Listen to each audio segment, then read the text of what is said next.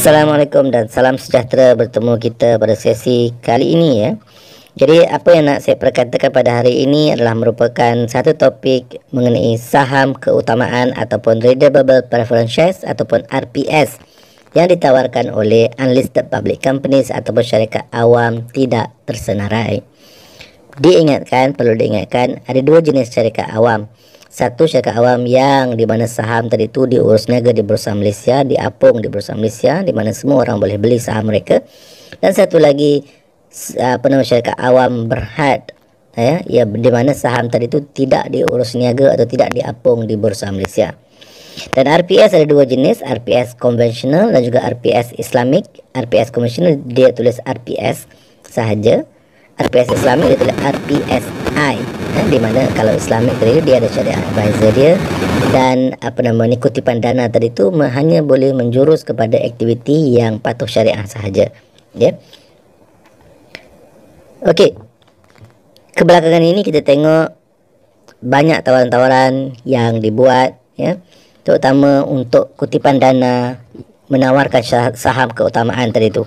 Dan rata-ratanya kita tengok pulangan yang diunjurkan mereka tadi ni agak tinggi lah, 10% hingga 15%, dan mungkin ada yang lebih berdasar kepada unjuran pendapatan mereka.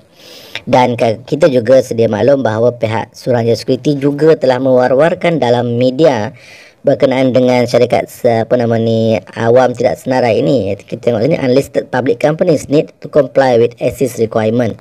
Maka perlu mematuhi garis panduan dalam tawaran ataupun fundraising yang melibatkan RPS kepada pelabur-pelabur yang untuk RPS ni pelabur-pelabur tertentu sahajalah, ya. Dan Suruhanjaya Security Malaysia mewajibkan syarikat awam tidak tersenarai bagi mematuhi peruntukan Akta Pasaran Modal ataupun Capital Market Services Act 2007 dan peraturan lain yang terpakai, terutamanya dalam menawarkan saham keutamaan kepada pelabur runcit. Jika tawaran dibuat kepada pelabur runcit, maka Akta Pasaran Modal memerlukan prospektus dikeluarkan, didaftar dan mendapat kelulusan PHSC.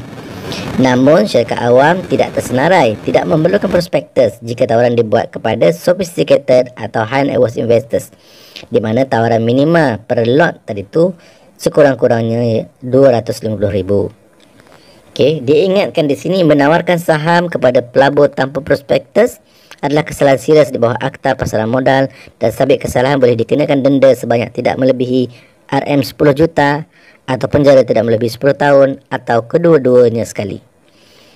Okey. Namun jika tawaran dibuat kepada sophisticated investors atau kumpulan sasaran ataupun high net worth investors tadi itu, syarikat terbabit hanya perlu untuk mendaftar information memorandum dengan pihak SC.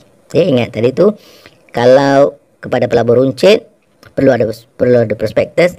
Kalau kumpulan sasaran yang high net worth tadi tu hanya perlu lodge information memorandum kepada SC.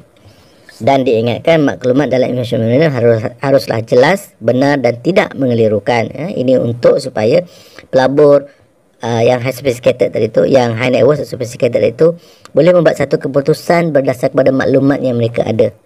Tetapi terpulang kepada pelabur, jika sekiranya maklumat itu tidak jelas, mereka boleh mengambil keputusan untuk mendapatkan lebih banyak maklumat, ataupun mungkin keputusan tadi itu bergantung sama ada nak proceed atau nak proceed dengan pelaburan tersebutlah, ya.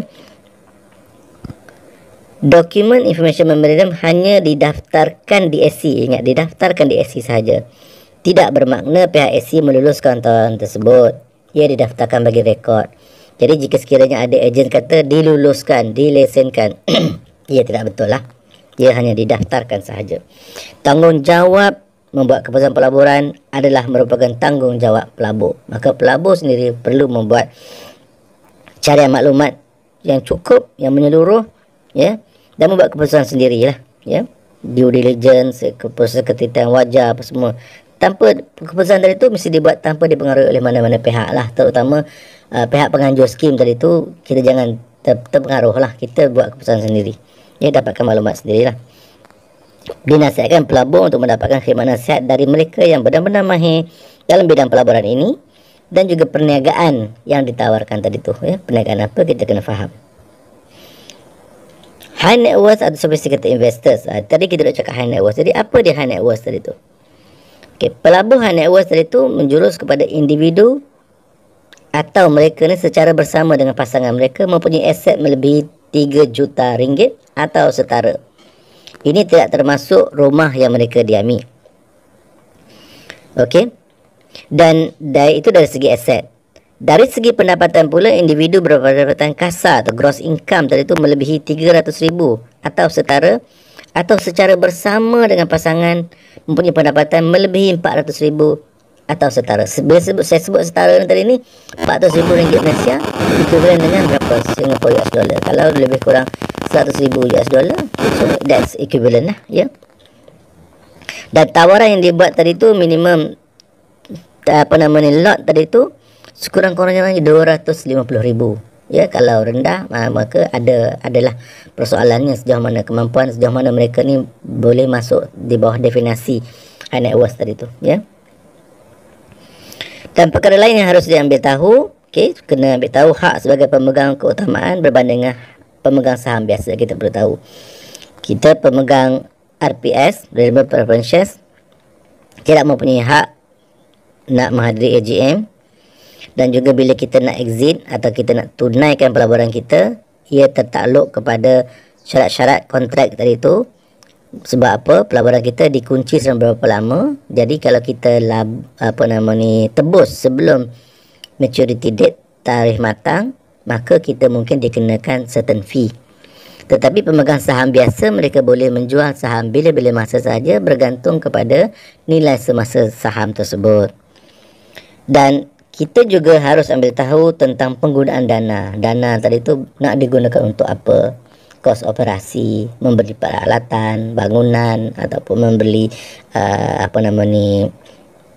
aset ke, macam sama dengan bangunan tadi lah, ya.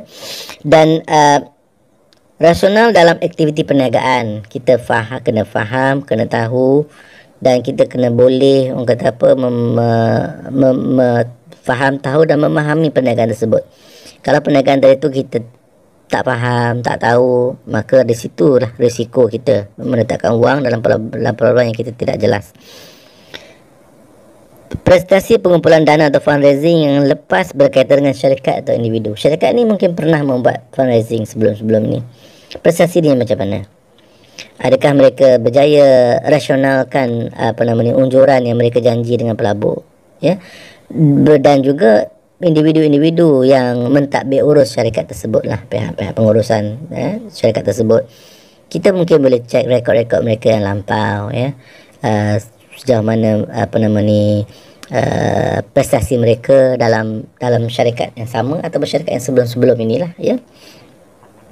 Dan kita juga mestilah boleh mampu untuk rasionalkan unjuran pendapatan. Jika sekiranya mereka mengunjurkan keuntungan sebanyak berapa banyak, 15%, okey, dan dalam masa berapa lama, akan diberi setahun sekali ke, ya, dia akan beri pulangan 15% tadi tu, kita mesti boleh realistikkan keadaan perniagaan tertentu tadi tu dengan keadaan semasa, boleh atau tidak ia memberi unjuran seperti itu, ya. Di situ kita perlu memahami perniagaan tu lah, ya. Dan maklumat yang perlu adalah IM ini secara am. Satu, jumlah sasaran kutipan dana 50 juta, 100 juta, 500 juta, okey. Dua, tujuan kutipan dana. Okey, tujuan untuk apa? Tadi saya sebut nak kos operasi, nak beli aset, nak beli aset, contoh macam bangunan ke aplikasi-aplikasi lain yang berkenaan dengan projek tadi tu, ya, teknologi lah, ya. Dan maklumat tentang perniagaan dan produk kita kena tahu tentang berdasar dalam information memorandum tu mestilah jelas perniagaan apa mereka buat, ya, apa yang dia orang projekkan, macam mana projeksi perniagaan tersebut macam mana, ya. Di situ kita kena faham perniagaan dan juga produk mereka, dan kita kena tahu mereka ni dalam kelompok mana. Kalau kita ambil dalam landscape perniagaan tersebut, kita bandingkan competitors, mereka ni dalam kelompok mana? Adakah mereka beginners, ataupun intermediate ke, ataupun mereka dah memang ada berapa banyak lagi pesaing-pesaing. Jadi kita kena faham, kena kenal lah, kena tahu, ya. Dan maklumat tentang pengurusan syarikat tadi saya dah sebut, individu-individu yang mentadbir urus syarikat tu, kita kena tahu rekod prestasi mereka bagaimana. Maklumat keuangan syarikat, okey, itu mesti ada lah semasa, ya, unjuran akan datang, ya. Dan unjuran agen keuntungan tadi itu mereka akan beritahulah ke mana, dan penjelasan mereka tadi itu sama ada kita boleh rasionalkan atau tidak, ya. Jadi itu serba sedikit perkongsian saya lah dalam redeemable preference shares atau saham keutamaan. Okey, selanjutnya tanya pihak berwajib dan dapatkan khidmat nasihat profesional sebelum anda melabur. Ingat, tinggi pulangan, tinggilah risikonya. Sehingga kita bertemu lagi. Assalamualaikum.